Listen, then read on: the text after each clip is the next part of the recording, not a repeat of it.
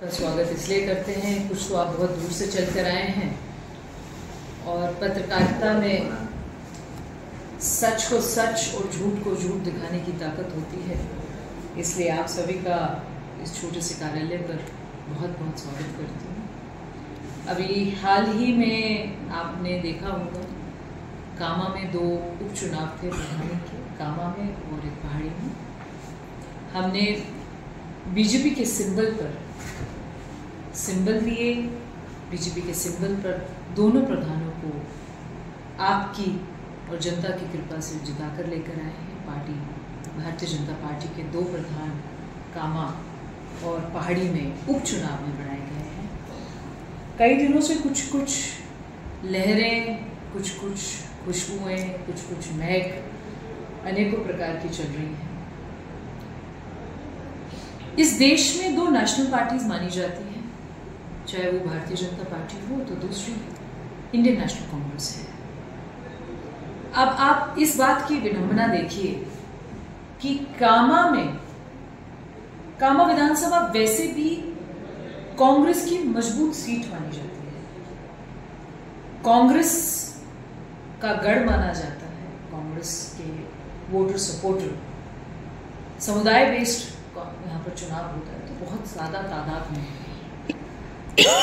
जब आज से कुछ साल पहले यहाँ पर प्रधानी का चुनाव हुआ होगा तो जहाँ पर जो पूर्व विधायक और पूर्व मंत्री थे, राजनीतिक परिवार से आते हैं, बहुत बड़े खानदान से आते हैं। उनके वालिद साहब चौधरी तैयब हुसैन जी के हम सभी मुरीद हैं, सभी उनको, क्योंकि वो 36 बिरादरी के मेवात के चौधरी माने जाते हैं, सभी हम उनको उसी सम्मान से, उसी नजर से देखते हैं। उनके यहाँ पर एक जगह बेटा और एक जगह बेटी जायदा जी के प्रधान कांग्रेस से,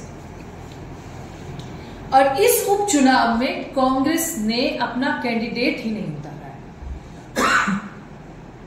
कांग्रेस का कोई कामा उपचुनाव में, प्रधानी के चुनाव में कोई कैंडिडेट नहीं था। तो आप ये देखिए कि कांग्रेस की स्थिति क्या है फिर आज की डेट में, जब कांग्रेस का मूल भाव कांग्रेस की सीट है, कांग्रेस के वोटर सपोर्टर ज्यादा है, कांग्रेस के यहां से विधायक बनते ही आ रहे हैं, तो फिर आपने कांग्रेस के यहां से कैंडिडेट क्यों नहीं उतारा?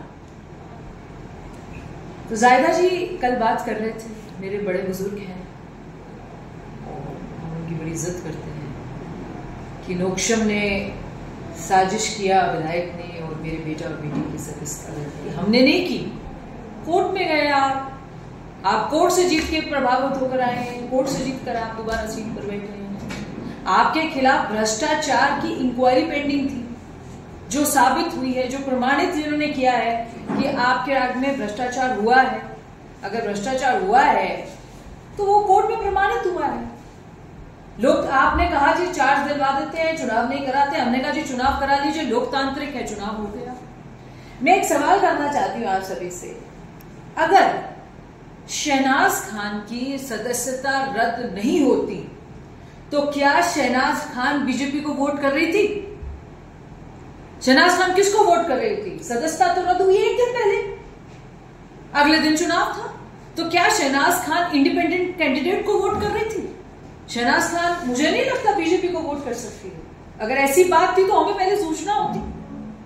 ये सरकार का काम है, हाईकोर्ट का काम है, सुप्रीम कोर्ट का काम है। आपने हाईकोर्ट तक में रिट लगाई थी कि हमारी सदस्यता कैंसिल नहीं होनी चाहिए। पहले भी आप हाईकोर्ट गए थे, इस बार भी आप हाईकोर्ट गए थे। मैं ये पूछना चाहती हूं, क्या इंडियन नेशनल कांग्रेस के पास इस ब्रज मेवात क्षेत्र में, जहां वो ये कहते हैं कि कांग्रेस का दबदबा है, प्रधानी के चुनाव के लिए कोई कैंडिडेट नहीं है कामा में, कि जिनके मुकाबले में शहनाज खान ने चुनाव लड़ा, आप उनको इस चुनाव में समर्थन देने के निर्दलीय कैंडिडेट होने के नाते? तो ये बहुत बड़ी विडंबना है। और दूसरी बहुत बड़ी जो हमने इसमें देखा, मुझे लोग बोल रहे हैं कि जी आपने सरकार के खिलाफ बोला। नहीं, मैं भारतीय जनता पार्टी का मूल कार्यकर्ता हूं, भारतीय जनता पार्टी के विचारों से जुड़ा हुआ छोटा सा कार्यकर्ता हूं। मैं तो एक पैर के नाखून के बराबर का छोटा सा कार्यकर्ता हूं, ना मैं विधायक हूं, ना मैं कुछ और हूं।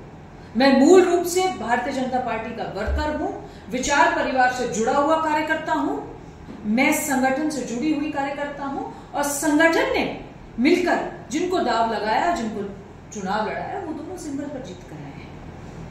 अगर कोई ये कहता है कि आपने कांग्रेस के व्यक्ति को सिंबल पर चुनाव लड़ाकर उसे प्रधान बना दिया पहाड़ी पे, तो मैं उनको जवाब ये देना चाहती हूं, मैंने कांग्रेस के व्यक्ति को नहीं बनाया है। वो चौधरी तैयब के खानदान के परिवार का व्यक्ति है पिछले 50 साल से, और मैंने उसे ऐसे चार्ज नहीं दिया है।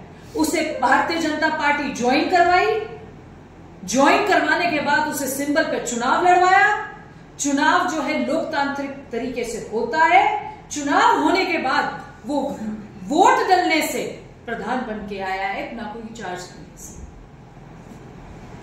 एक बात और सामने आई थी, देखिए ये बागियों का चुनाव था एक तरीके से, जिन्होंने भारतीय जनता पार्टी की बगावत की।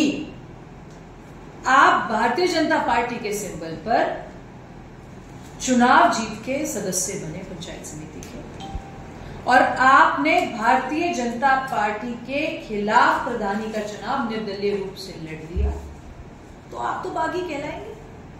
ये तो बागी किस्म की पार्टी विरोधी गतिविधियों का इसको श्रेय कहते हैं, कि पार्टी की जो गतिविधियां हैं उनके विरोध जाकर आप काम करें, जिसमें पार्टी के पूर्व प्रधान भी शामिल है।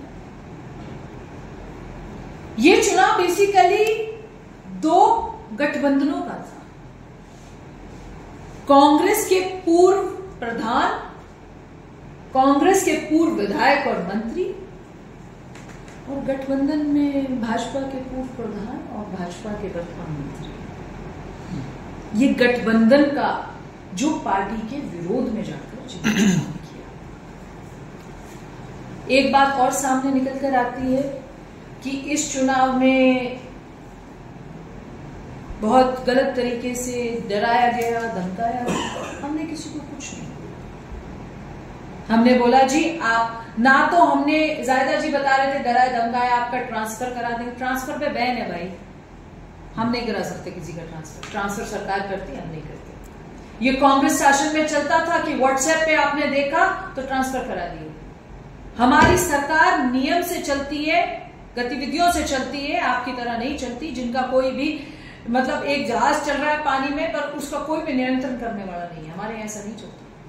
ना हमने किसी थाने में, ना हमने किसी पुलिस स्टेशन में, ना हमने किसी प्रशासनिक रूप से, ना हमारे किसी प्रशासनिक अधिकारी ने, एडमिनिस्ट्रेशन बोथ कामा एंड पहाड़ी में से किसी भी एक भी प्रशासन के अधिकारी ने किसी एक भी सदस्य को फोन करके नहीं बोला कि आप वोट दीजिए। ये जनता का मत है, जनता जिस प्रकार से वोट देना चाहती है, जनता देना चाहती है। जनता ने इस चुनाव को लड़ाया, उपचुनाव था, उपचुनाव में हर प्रकार का संकट आता है, पर ये पार्टी के सिंबल पे लड़ा हुआ चुनाव था। हम तो पहले दिन से कह रहे थे कि हम दोनों प्रधानों को, नतीजा चाहे कोई भी हो, जब मैदान में उतरते हैं नतीजे बाद में देखे जाते हैं, नतीजा चाहे कोई भी हो, हम पार्टी के सिंबल पर चुनाव लड़ा रहे हैं और पार्टी के सिंबल पर लड़ाएंगे। और आप सभी का सहयोग रहा, कामा विधानसभा की जनता का बड़ा सहयोग रहा इस चुनाव